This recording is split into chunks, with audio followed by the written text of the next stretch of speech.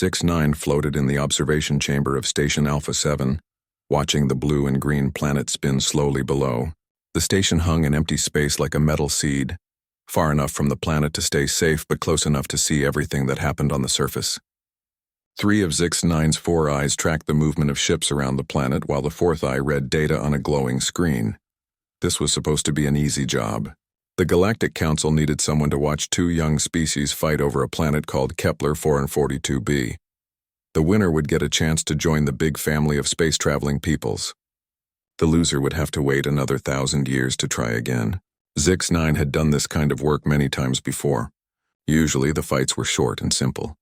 One side would prove they were stronger or smarter, and that would be the end of it. The Sithari people, 6-9's species, had stopped fighting wars a very long time ago. They ate plants, lived in peace, and spent their time making art and studying the stars. When they watched other species fight, it was like watching children play with toys. Sometimes the children got hurt, but they always learned and grew up eventually. 6-9 had read the files about both species before coming to the station. The Vrakti were bug-like creatures with hard shells and many legs. They worked together like ants in a hill, sharing thoughts and moving as one big group. Their ships looked like flying insects, all curves and wings. They had been watching the humans for 50 years before deciding to take their planet. The humans were mammals from a world they called Earth. They had soft skin, walked on 2 legs, and seemed to argue with each other all the time. Their ships were boxes with engines stuck on them, ugly but working. The humans had only been in space for about 200 years. They were babies compared to most species in the galaxy. From what 6-9 could see, this would be over quickly. The Vrakti had more ships, better weapons, and perfect teamwork. The humans seemed confused and scattered, flying around in small groups without any clear plan. The bug people had already taken control of 3 of the planet's 5 continents. Human cities burned in the distance, sending up columns of black smoke that could be seen from space. 6-9 made notes on a datapad. The writing looked like flowing water, all curves and dots. Day 1 of observation, 6-9 wrote. Vrakti forces demonstrate superior numbers and coordination. Human resistance appears disorganized. Estimate conflict resolution within 30 planetary rotations. The Sithari had special rules for watching wars. They could not help either side or change what happened. They could only watch and learn. It was like being a ghost that could see but not touch. Sometimes 6-9 felt sad watching younger species hurt each other, but it was the natural way of things. Every species had to prove they could survive before they could join the bigger community among the stars. A soft beep came from the communications panel. 6-9 pressed a button with one long finger. "This is Monitor Station Alpha 7, 6-9 said in the common galactic language. "Please identify yourself." "Human transport vessel Lucky Strike requesting permission to dock," came the reply. The voice sounded tired and rough. "We have wounded aboard and need medical supplies." 6-9's training was very clear about this situation. This station is neutral territory under Galactic Council protection. We cannot provide military aid to either side in this conflict. "We're not asking for weapons," the human voice said. "Just medical supplies. Bandages, medicine for pain, stuff to stop bleeding. We have children aboard." This made 6-9 pause. The rules said no military aid, but medical help for children was different. The Sithari believed all young life was sacred no matter what species it came from. "You may dock at Base 7, 6-9 said after a moment. "Medical supplies only. No weapons or military equipment." An hour later, 6-9 stood in the docking bay watching a small human ship settle onto the landing platform. The ship was covered in black marks from energy weapons and had holes patched with metal plates. It looked like it had been through several fights and barely survived each one. The door opened and humans came out. They were smaller than 6-9 had expected, coming up to about chest height on the tall Sithari. Their skin came in different colors, from very pale to very dark, and they had hair on their heads in many colors too. Some of them limped or had their arms in cloth slings. A few carried small humans that must have been their children. What surprised 6-9 most was their eyes. The files had said human eyes were simple compared to Sithari eyes, with only one lens each and limited color vision. But when these humans looked at 6-9, their eyes seemed to see everything. They moved quickly, taking in the whole docking bay, looking for exits and hiding places even while they were asking for help. "Thank you for letting us dock," said one human. A female with short brown hair and a bandage over one eye. I'm Captain Rodriguez. These are civilians from the colony on Continent 4. 6-9 nodded and led them to the medical supply room. While the humans picked out bandages and medicine, 6-9 asked questions. How long do you think this war will last? 6-9 asked. Captain Rodriguez looked up from a box of pain medicine. War? She almost smiled, but it was not a happy expression. This isn't a war yet. This is just the Vrakti saying hello. The war starts when we say hello back. 6-9 made a note of this strange comment. Clearly, the human did not understand how badly her species was losing. Sometimes young species could not accept defeat until it hit them very hard. After the humans left with their medical supplies, 6-9 returned to the observation chamber. The planet below looked the same, with fires burning in human cities and Vrakti ships patrolling the skies like metal insects. Everything was going according to normal patterns of conquest. But something about the human captain's words stuck in 6-9's mind. The way she had said, "This isn't a war yet," made it sound like she knew something the Vrakti did not know. Like she was waiting for something to happen. 6-9 adjusted the sensors to focus on human military movements. Most of their organized forces had pulled back to Continent 5, the one place the Vrakti had not attacked yet. From space, it looked like the humans were gathering there to make their last stand. It was a normal pattern. When a species was losing, they would gather their remaining forces in one place and fight until the end. But as 6-9 watched more closely, something seemed odd about the human retreat. They were not running in panic like most species did when they were losing. They moved in small groups, always watching the sky, always ready to hide or change direction. They destroyed their own buildings behind them, leaving nothing useful for the Vrakti to take. It was organized. Too organized for a species that was supposed to be losing. 6-9 made another note. Human retreat patterns show unusual discipline for a defeated force. Recommend continued observation to understand tactical significance. The Sithari observer did not know it yet, but this was the moment everything started to change. 6-9 had been watching the conflict for 10 days when the Vrakti made their first big mistake. The bug people had found a human medical center on Continent 2. A white building with a red cross painted on the roof. The symbol meant the same thing to every species in the galaxy. This place helps the hurt and sick. It was protected by ancient laws that even the most violent species usually respected. The Vrakti destroyed it. Anyway, 6-9 watched through the station sensors as Vrakti fighters swept down from the sky and turned the medical center into burning pieces. The attack lasted only a few minutes. When it was over, nothing was left but smoking ruins and a crater in the ground. According to 6-9's files on warfare, this should trigger a predictable response. The humans would be angry and would attack a similar Vrakti target. Maybe they would destroy a Vrakti medical facility or hit one of their supply bases. It was the normal way wars worked. One side hits, the other side hits back in the same way. But the humans did something different. At first, they did nothing at all. For 3 days, human forces stayed hidden in their bases and shelters. 6-9 began to think they were too scared or too weak to respond. The Vrakti seemed to think the same thing. Their ships started flying lower and moving in smaller groups, acting like they owned the entire planet.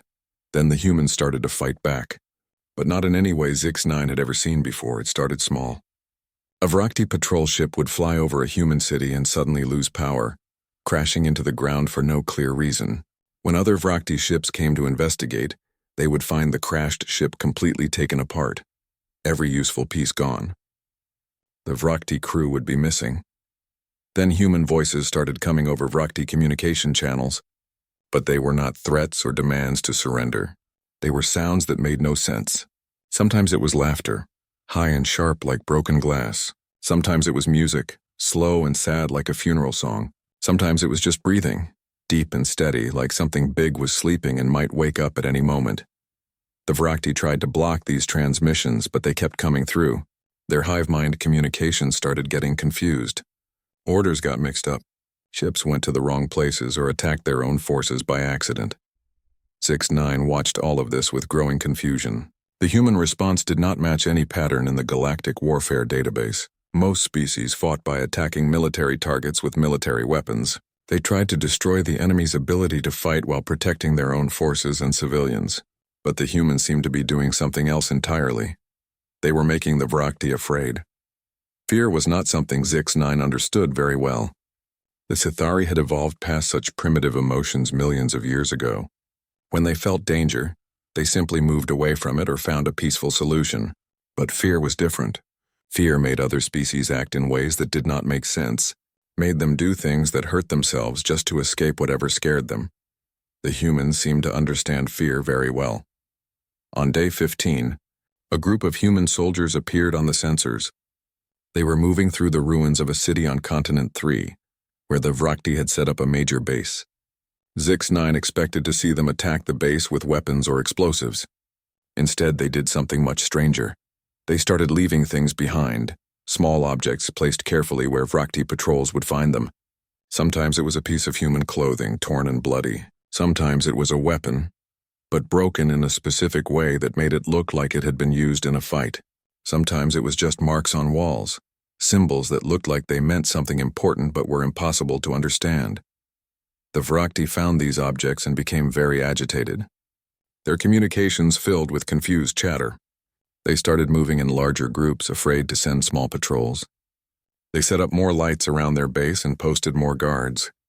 They were acting like prey animals that knew a predator was watching them but could not see where it was hiding.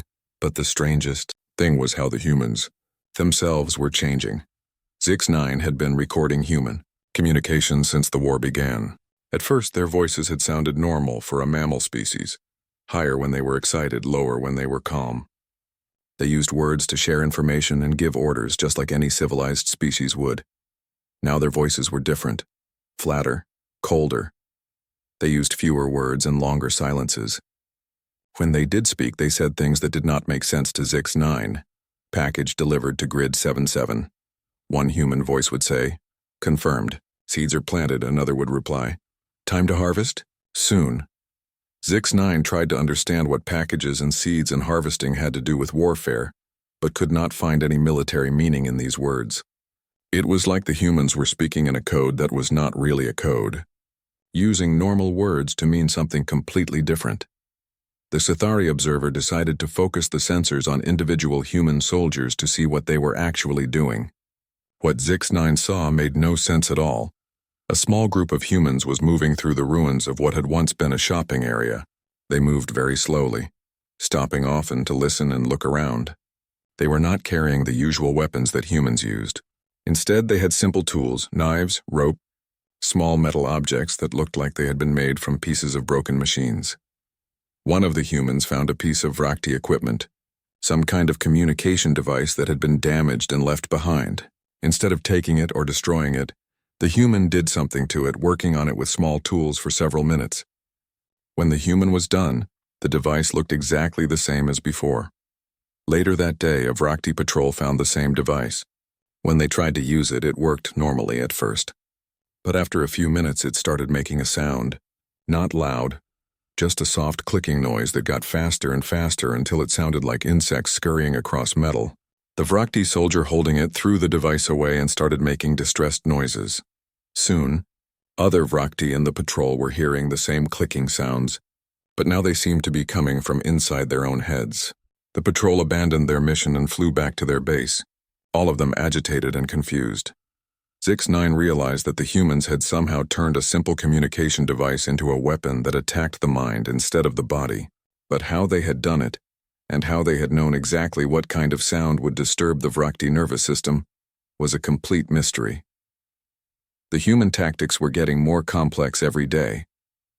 They would leave objects that looked valuable but were actually traps. They would make sounds that seemed like normal battlefield noise but were actually carefully chosen to make the Vrakti feel nervous and confused. They would appear in places where they should not be able to go and disappear, again before anyone could catch them. But the most disturbing thing was how they seemed to be learning. Every time the Vrakti tried a new tactic or used a different weapon, the humans would find a way to counter it within days. When the Vrakti started using heat sensors to track human soldiers, the humans found ways to hide their body heat. When the Vrakti began patrolling in larger groups, the humans developed new ways to attack large groups without being seen. When the Vrakti tried to jam human communications, the humans switched to methods that did not need electronic signals at all. It was like watching one mind fighting another mind. But the human mind was learning faster and adapting quicker than the Vrakti hive mind could keep up with. 6-9 began to feel something that Sithari rarely experienced: unease. This conflict was not following any known patterns of warfare. The humans were not fighting like a young species trying to defend their territory. They were fighting like something that had been designed specifically for this kind of conflict, like something that had been doing this for a very long time. The Sithari observer made a new note in the daily report. Human tactical adaptation rate exceeds all known parameters. Recommend extended observation period to document unusual warfare patterns. But 6-9 was beginning to wonder if extended observation was a good idea. Some things once seen could not be unseen, and some knowledge once gained changed the knower forever. The humans were teaching lessons that 6-9 was not sure the galaxy was ready to learn. On day 23, the Vrakti decided to end the war. 6-9 watched their massive fleet gather in the space above Continent 5, where the last human forces had been hiding. There were over 300 Vrakti ships, from small fighters to huge carrier vessels that looked like flying mountains. Each ship was covered in weapons and shields, and together they carried enough firepower to destroy the surface of an entire planet. The Vrakti plan was simple and should have worked perfectly. They would attack all at once using their overwhelming numbers to crush the humans before they could adapt or run away. It was called a final strike in the galactic warfare manuals, and it almost always ended conflicts quickly. The humans had maybe 50 ships left, small and damaged from weeks of fighting. They were gathered around their last major city, a place they called New Geneva. From space, it looked like a circle of lights surrounded by farmland and forests. About 2 million humans lived there, including many of their leaders and military commanders. This should have been the end. 6-9 prepared to record the final battle, expecting to see the usual pattern. The stronger force would attack, the weaker force would defend desperately for a short time, and then it would be over. The humans would either surrender or be destroyed, and the Vrakti would claim their new planet. But as the Vrakti fleet began their attack run, something unexpected happened. The humans did not try to defend their city. Instead, every human ship suddenly scattered in different directions, flying away from New Geneva as fast as they could go. They left their city completely unprotected, with no shields and no weapons firing back at the attacking Vrakti fleet. 6-9 was confused. This looked like cowardice, but nothing the humans had done so far suggested they were cowards. They had fought cleverly and bravely for over 3 weeks. Why would they abandon their most important city at the moment when they needed to defend it most? The Vrakti were confused too, but they pressed forward with their attack. Their ships rained energy blasts and explosive missiles down on New Geneva. The city's buildings began to collapse and burn. Huge explosions sent clouds of smoke and dust into the sky. But something was wrong. The explosions were too big, too bright, too hot. 6-9's sensors began picking up readings that made no sense. The energy signatures coming from the burning city were not just from Vrakti weapons. There was something else, something that had been hidden under the city and was now being triggered by the attack. Then 6-9 realized what the humans had done, and the knowledge filled the Sithari observer with horror. They had turned their own city into a weapon. New Geneva had not been abandoned by accident. It had been prepared carefully and deliberately to become a trap. The humans had spent weeks placing explosives and fuel and chemicals in exactly the right places throughout the city. When the Vrakti attacked, their weapons did not just destroy buildings. They triggered a chain reaction that turned the entire city into one massive bomb. The explosion that followed was unlike anything in 6-9's files on conventional warfare. A ball of fire rose from where New Geneva had been, growing larger and brighter until it looked like a small sun had been born on the planet's surface. The shock wave spread out in all directions, flattening forests and boiling rivers for hundreds of kilometers around the city. But the explosion itself was not the weapon. It was just the delivery system. As the fireball expanded, it released clouds of something into the atmosphere. 6-9's sensors identified it as a biological agent, some kind of engineered virus or bacteria that the humans had created specifically to target Vrakti physiology. The clouds spread quickly, carried by the winds and the heat of the explosion. The Vrakti ships that had been closest to the city began having problems immediately. Their crews started making distressed sounds over the communication channels. Some ships began flying in circles as if their pilots could not control them properly. Others simply stopped moving and began falling toward the planet's surface. Zix-9 realized that the humans had not just made a weapon to kill the Vrakti. They had made a weapon to drive them insane. The biological agent was attacking the Vrakti nervous system, but not in a way that killed them quickly. Instead, it was disrupting their ability to think clearly and work together. The hive mind that had been their greatest strength was turning into their greatest weakness. As confused and panicked thoughts spread from one Vrakti to another like a disease. Within an hour, half the Vrakti fleet was either destroyed or completely unable to function. Ships crashed into each other or flew off into empty space with no destination. The ones that were still working were trying to escape the planet's atmosphere. But the biological clouds were following them up, carried by the air currents from the massive explosion. But the humans were not finished.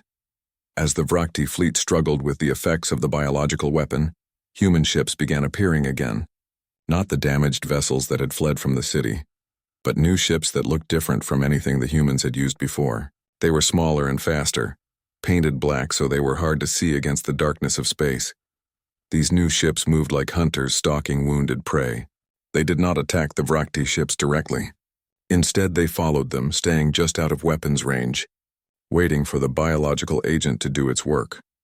When a Vrakti ship's crew finally succumbed to the neural disruption and the ship stopped moving, the human hunters would close in. But they did not destroy the disabled vessel. They boarded it. Zix-9 watched in fascination and horror as human soldiers moved through the captured Vrakti ships like ghosts. They were wearing special suits that protected them from their own biological weapon, and they carried tools and devices that let them take apart Vrakti technology piece by piece. But they were not just stealing equipment. They were studying it, learning how it worked, figuring out how to use Vrakti weapons and shields and engines for themselves. In a matter of hours, they had captured enough alien technology to advance their own civilization by decades or centuries, and they were doing something else. Something that made Zix-9's blood run cold. They were keeping some of the Vrakti alive, not to help them or heal them, but to study them, to learn how their minds worked, how their bodies functioned, how their society was organized. The humans were treating the Vrakti like specimens in a laboratory, taking them apart to understand them completely. Zix-9 began to understand that this had never been a war of conquest or survival. For the humans, it had been a learning experience. They had used the entire conflict as a way to study an alien species, to test their own weapons and tactics, and to gather new technology and knowledge. The Vrakti had thought they were conquering a primitive planet. Instead, they had walked into a carefully prepared trap designed by something that understood warfare better than any species the galaxy had ever seen.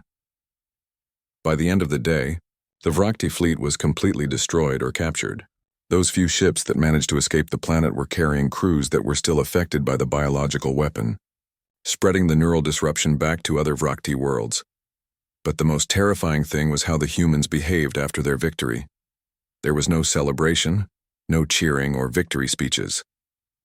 The human soldiers and pilots went about their work with the same calm efficiency they had shown throughout the entire conflict.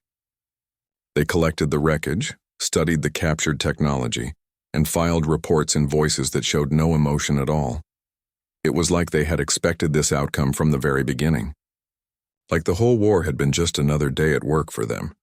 Zix-9 tried to understand what kind of species could plan and execute such a complex and brutal strategy. The level of preparation required was incredible. The humans had needed to know exactly how the Vrakti would attack, exactly how their biology worked, exactly how to create a weapon that would target their specific weaknesses. This meant they had been studying the Vrakti for much longer than anyone had realized. Maybe for years or decades before the war even started. They had known this conflict was coming and had prepared for it with the patience of a predator, waiting for the perfect moment to strike. But if they could do this to the Vrakti, what could they do to other species? What could they do to the Sithari, or any of the other civilized peoples of the galaxy? For the first time since arriving at the observation station, Zix-9 felt something that no Sithari had felt in millions of years. Fear. Real. Primitive. Gut-deep terror at the thought of what these humans might be capable of if they ever decided to turn their attention to the rest of the galaxy. The war was over, But Zix-9 was beginning to realize that something much more dangerous had just begun. 3 days after the Vrakti fleet was destroyed, Zix-9 received an unexpected visitor. The human ship that docked at Station Alpha 7 was not like the damaged refugee vessel from weeks earlier. This one was sleek and new, built with a mixture of human and Vrakti technology that should have taken years to develop. The humans had managed to reverse engineer and integrate alien systems in just a few days, something that most species needed decades to accomplish. The human who came aboard was different too. Where Captain Rodriguez had looked tired and desperate, this one moved with calm confidence. She wore a clean uniform with no weapons visible, but something about the way she walked made Zix-9 think of a predator that was so sure of its strength that it did not need to show its claws. "I'm Commander Chen," she said, in perfect Sithari language, which surprised Zix-9 greatly. "I'm here to discuss your report to the Galactic Council." Zix-9's 4 eyes blinked in sequence, a sign of confusion among the Sithari people. "How do you know about my report? And how do you speak my language?" Commander Chen smiled, but the expression did not reach her eyes. "We've been monitoring your communications since you arrived. As for your language, we learned it from the databases on the Vrakti ships we captured. They had files on every species in the Galactic Council, including full linguistic analysis of Sithari communication patterns. This should not have been possible. Galactic Council communications used encryption that was supposed to be unbreakable by young species. The fact that humans had not only broken it but learned an entire alien language in a matter of days was deeply disturbing. "What do you want?" Zix-9 asked, trying to keep fear out of the translated words. "To show you something," Commander Chen said. "Something that will help you understand what you really witnessed here." She led Zix-9 to a display screen and activated a data file. Images began flowing across the screen, showing things that Zix-9 had never seen before but somehow recognized as deeply important. The first images were of Earth, the human homeworld. But these were not the peaceful cities and green landscapes that appeared in most species' introduction files. These showed armies of humans fighting other humans with weapons that were primitive, but terrifyingly effective. Explosions that turned entire cities to ash. Machines designed for nothing but killing. Bodies lying in fields that stretched to the horizon. "This is our history," Commander Chen said in a voice that showed no emotion. "For the last 10,000 years, we have been at war with ourselves. Not occasionally, like most species do when they have disagreements. Constantly. Every single day, somewhere on our planet, humans have been killing other humans." The images changed to show weapons that made Zix-9's skin crawl. Devices designed not just to kill, but to cause maximum pain and terror. Chemical weapons that melted flesh. Biological weapons that turned the body's own systems against itself. Nuclear weapons that could destroy entire continents. "We didn't develop these weapons to fight aliens," Commander Chen continued. "We developed them to fight each other. Every advancement in human technology has been driven by our need to find better ways to kill our own species." Zix-9 watched in growing horror as the images showed battle after battle, war after war, each one more brutal and sophisticated than the last. The humans had turned killing into a science, developing tactics and strategies that were more complex than most species' entire military doctrines. "But why?" Zix-9 asked. "Why would any species do this to itself?" Commander Chen's smile became colder. "Because we're very good at it. Better than we are at anything else. Better than we are at making peace or building cities or growing food. We are the most efficient killing machines that evolution has ever produced." The display changed again, showing human soldiers in action. But now Zix-9 could see things that had been hidden during the war with the Vrakti. The way human soldiers moved together without talking, communicating through tiny gestures and facial expressions. The way they could make weapons from anything around them, turning everyday objects into tools of death. The way they seemed to know exactly what their enemies were thinking and feeling, using that knowledge to break their minds before breaking their bodies. "Every human soldier is trained from childhood to understand violence," Commander Chen explained. "We learn to read fear in others, to create it, to use it as a weapon. We study the weak points of every species we encounter, not just their technology, but their psychology, their culture, their deepest instincts." Zix-9 began to understand why the human tactics had seemed so strange and unpredictable. They were not following any civilized rules of warfare because they had never learned any. Human warfare was based on principles that were older and more primitive than anything in the galactic databases. The Vrakti made the mistake of thinking this was their war, Commander Chen said. They thought they were conquering a primitive planet with standard tactics. But from the moment their first ships appeared in our system, this became our war. We set the rules, we chose the battlefield, and we decided how it would end. The display showed the final battle again, but this time, with additional information that the station's sensors had not been able to detect. Zix-9 saw that the human retreat had been planned from the beginning. New Geneva had been evacuated weeks before the Vrakti attack. Its population moved to hidden shelters that were designed to survive the explosion. The biological weapon had been developed specifically to target Vrakti neural chemistry, based on samples the humans had somehow obtained long before the war began. You studied them, Zix-9 said with growing dread. Before they ever attacked, you already knew everything about them. We've been studying every species in the Galactic Council for over a century, Commander Chen confirmed. Ever since we learned we were not alone in the universe, we have been preparing for the day when we would have to fight for our survival. We know the weaknesses of every species, the flaws in every technology, the breaking points of every culture. She touched a control, and the display showed star maps with detailed information about dozens of worlds, military installations, population centers, resource locations, all marked and cataloged with frightening precision. We know which worlds could be taken with biological weapons, which ones would fall to psychological warfare, which ones would need direct military assault. We have plans for fighting the entire Galactic Council if necessary, and we have weapons specifically designed to exploit the weaknesses of each member species. Zix-9 realized with absolute terror that humanity was not seeking to join the galactic community. They were preparing to conquer it. The Vrakti were our first test, Commander Chen said. We needed to see how our theories would work against an actual alien species. They gave us valuable information about hive mind psychology and insectoid physiology that we can use against similar species in the future. You used them as experiments, Zix-9 whispered. We use them as teachers, Commander Chen corrected. Every species we fight teaches us something new about warfare, about alien psychology, about the weaknesses that all civilized peoples share. She turned to face Zix-9 directly, and the Sithari observer saw something in her eyes that no civilized being should ever see. It was the look of a predator that had found a new hunting ground and was already planning where to place its traps. Which brings us to your report, Commander Chen said. The Galactic Council is going to want to know what happened here. They will want to understand how a primitive species defeated one of their established members. What will you tell them? Zix-9 understood that this was not really a question. It was a test, and depending on the answer, the Sithari observer might not live to file any report at all.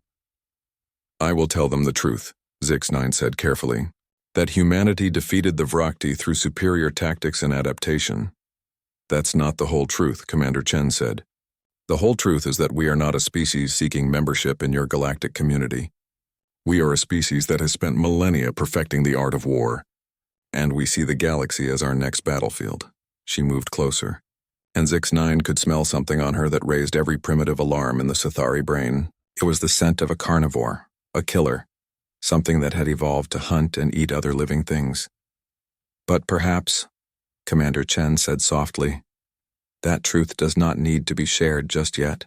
Perhaps it would be better if the Galactic Council continued to think of us as a young species that got lucky against the Vrakti. That would give us more time to prepare for the real war that is coming. Zix-9 understood completely. The human was offering a choice. Cooperate and live or resist and become another test subject in humanity's endless study of alien weaknesses. What do you want me to report? Zix-9 asked. Commander Chen's smile returned warm and friendly and absolutely terrifying. Tell them we're ready to be good neighbors. Zix-9 sat alone in the observation chamber for 3 days after Commander Chen left, staring at the blue and green planet below and trying to decide what to do with the most dangerous knowledge in galactic history. The official story was simple and believable. The humans had won through luck, courage, and quick thinking. They had turned their disadvantage into an advantage by using unconventional tactics and making clever use of their environment. It was the kind of story that the Galactic Council liked to hear about young species, proving themselves worthy of membership. But Zix-9 knew the real truth. And that truth was keeping the Sithari observer awake during sleep periods, staring at the ceiling and wondering if there was any way to warn the galaxy, without starting a panic that might be worse than the danger itself. On the fourth day, Zix-9 made a decision. The report that went to the Galactic Council was everything Commander Chen could have wanted. It described the human victory as impressive but not unprecedented, showing admirable qualities of determination and adaptability that would make humanity a valuable addition to the galactic community. It recommended full membership status and proposed opening trade and diplomatic relations as soon as possible. But Zix-9 also prepared a second document, one that would never appear in any official database or communication channel. This second document was encrypted with codes that only the highest levels of Sithari security knew, and it was addressed to the Sithari Council of Elders with instructions that it could only be opened in a crisis that threatened the survival of all civilized species. In this hidden report, Zix-9 told the complete truth about what had really happened at Kepler 442b.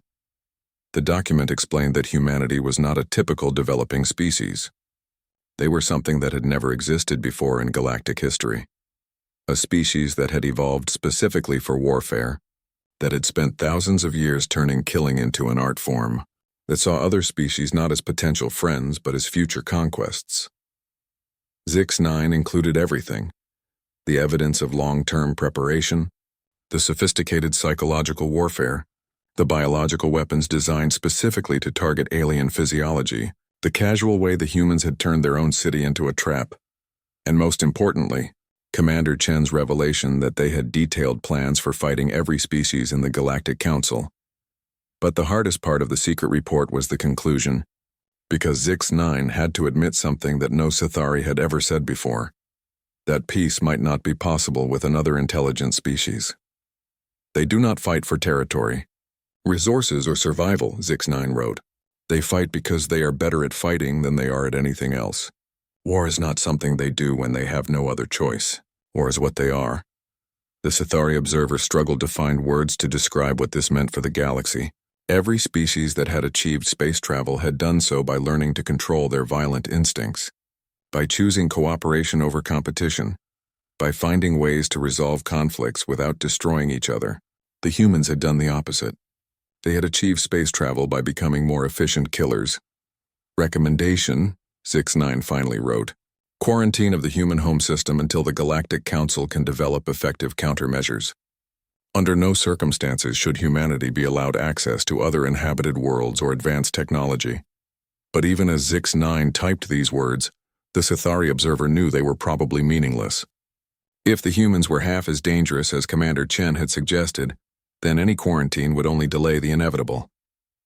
Eventually, they would find a way to break free and spread across the galaxy like a plague of violence.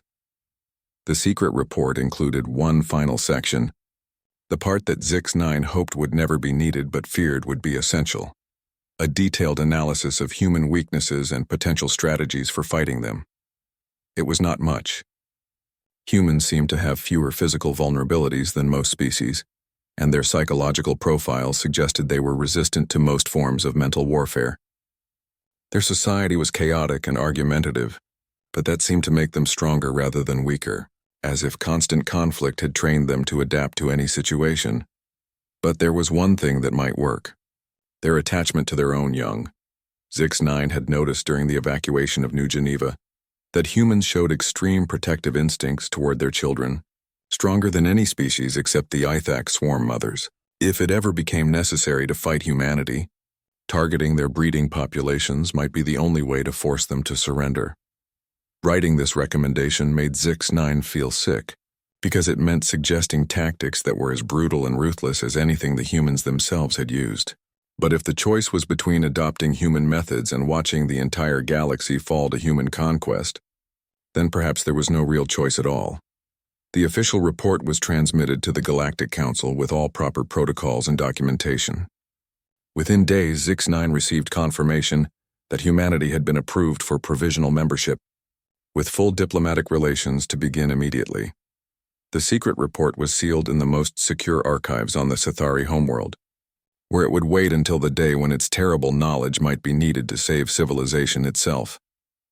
But Zix-9 could not stop thinking about Commander Chen's final words, and the way she had smiled when she said them. Tell them we're ready to be good neighbors. The human had been telling the truth in her own way. Humanity was ready to be neighbors with the rest of the galaxy. The question was what kind of neighbors they would choose to be. Zix-9 had seen enough of human nature to know that they would be the kind of neighbors who studied your house while they were visiting, who memorized the location of all your windows and doors, who learned your daily routines and your security systems. They would be friendly and helpful and charming right up until the day they decided they wanted what you had. And when that day came, they would take it with the same calm efficiency they had shown against the Vrakti. 6 months later, Zix-9 received news that made every fear seem justified. The first human ambassador had arrived at the Galactic Council headquarters on Proxima Station. His name was Ambassador Harrison, and he had brought gifts for all the member species, samples of human art, music, literature, and technology. He was charming and intelligent, speaking every major galactic language fluently and showing deep knowledge of alien cultures. The council members were impressed by his sophistication and eager to begin trading relationships with this fascinating new species. But buried in the diplomatic reports was a detail that only Zix-9 found significant. Ambassador Harrison had requested detailed medical information about every council species, claiming that humans wanted to ensure they could provide proper medical care during joint missions and cultural exchanges. Zix-9 knew what those medical records would really be used for: to develop new biological weapons specifically tailored to each species, just as the humans had done with the Vrakti. The galaxy's newest members were already preparing for the next war. Zix-9 made one final entry in the classified files, a single sentence that summed up everything the Sithari Observer had learned during those terrible weeks at Kepler 442b. We invited the predators in, and now they are learning where we keep our children. Then Zix-9 sealed the files, submitted a request for permanent assignment to the furthest rim of Cathari space, and tried not to think about the day when those files would be opened, and their contents would be all that stood between civilization and the most dangerous species the galaxy had ever seen. But late at night, when the observation station was quiet and the stars seemed cold and distant, Zix-9 would sometimes remember Commander Chen's smile and wonder if that day was already closer than anyone knew. Somewhere out there, humanity was being welcomed into the galactic community with open arms and friendly greetings. And somewhere else, human strategists were updating their files on alien weaknesses and planning the next phase of their eternal war. The galaxy thought it had gained a new member. It had actually just met its future conqueror.